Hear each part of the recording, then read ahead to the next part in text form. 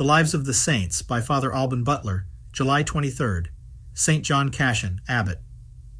The patriarch of the monastic life, who is simply called Cassian, was born around the year 360, probably in Dobruja, a city in Romania. It is not impossible that he fought against the Goths in the Battle of Adrianopolis. Around 380, he left with a friend of his named German to visit the holy places.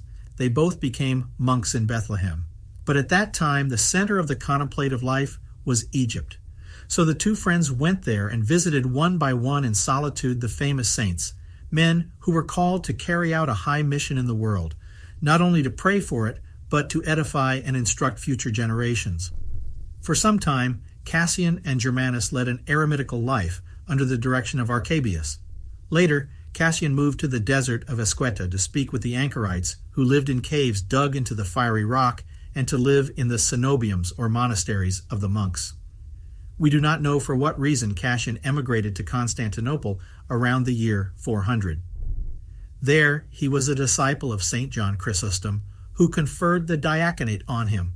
When the great saint was deposed against all canon law and against all justice, Cassian was one of the legates sent to Rome to defend the cause of the archbishop before Pope St. Innocent I. Perhaps in Rome he received priestly ordination, but we do not hear from him again until we find him in Marseille several years later. There Cassian founded two monasteries, one for monks on the site where the martyr St. Victor had been buried, and another for nuns. Cassian and his monasteries were to radiate in southern Gaul the spirit and ascetic ideal of Egypt. For the guidance and instruction of his disciples, Cassian composed his conferences or colloquies and the rules of the monastic life. Both works were destined to exert an immensely greater influence than their author could have suspected. Indeed, St. Benedict recommended them, along with the Vitae Patrum and the Rule of St. Basil, as the best reading his monks could do after the Bible. The influence of Cassian on the Rule of St. Benedict and on his spirituality is also noticeable, so that it can be said that Cassian influenced the whole of Christianity through St. Benedict.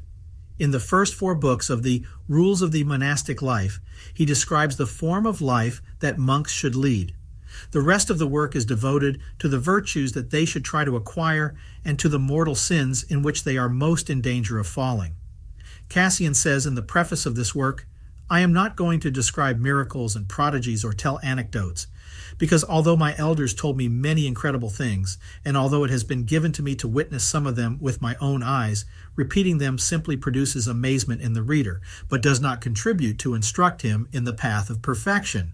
Such sobriety is characteristic of Cassian.